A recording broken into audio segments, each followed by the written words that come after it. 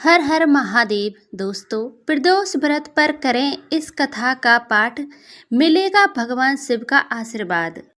हिंदू पंचांग के अनुसार आषाढ़ महीने के कृष्ण पक्ष का अंतिम प्रदोष व्रत 23 जून को रखा जाएगा। इसके साथ ही भगवान शिव की पूजा के लिए शुभ मुहूर्त शाम 7:22 से लेकर 9:23 तक रहेगा। सोम प्रदोष व्रत कथा। दोस्तों, हम आपसे एक रिक्वेस्ट करते हैं, अगर आप हमारे चैनल पर पहली बार आए हैं तो हमारे चैनल को सब्सक्राइब करें। अगर वीडियो पसंद आए तो एक लाइक ज़रूर कर दीजिएगा। चलिए तो कथा को शुरू करते हैं। स्कंद पुराण में वर्णित एक कथा के अनुसार एक नगर में एक गरीब ब्राह्मणी रहती थी। उसके पति का स्वर्गवास हो गया था। उसका अब कोई सहारा नहीं था, इसीलिए वह सुबह होते ही वह अपने पुत्र के साथ भीख मांगने निकल पड़ती थी। भिक्षाटन से ही वह अपने पुत्र का पेट पालती थी। एक दिन ब्राह्मणी भिक्षाटन से घर लौट रही थी तो उसे एक लड़का घायल अवस्था में कराहता हुआ मिला। ब्राह्मणी दयावंश उसे अपने घर ले आई। वह लड़का विदर्भ का राजकुमार था। शत्रु सैनिकों ने उसके राज्य पर आक्रमण करके उसके पिता को बंदी बना लिया था और उसका राज्य हड़प लिया था। इसलिए राजकुमार इधर उधर भटक रहा था।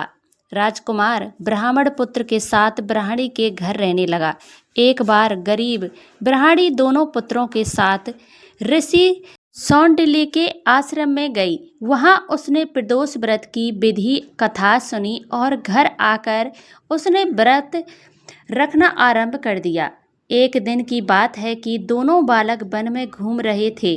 पुजारी का बेटा घर लौट आया, लेकिन राजा का बेटा वन में असुमति नामक गंधर्व कन्या से मिला। वह उस पर मोहित हो गए और उसके साथ समय गुजारने लगी। एक दिन असुमति अपने माता पिता को राजकुमार से मिलाने लाई। उन्हें भी राजकुमार पसंद आ गया।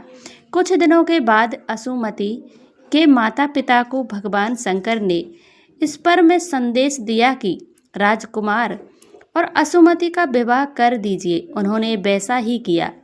ब्राह्मणी प्रदोष व्रत करती थी। उसके व्रत के प्रभाव और गंधर्व राज की मिसाल सेना की सहायता से राजकुमार ने विदर्भ से शत्रुओं को खदेड़ दिया और पिता के राज को पुण्य प्राप्त कर लिया।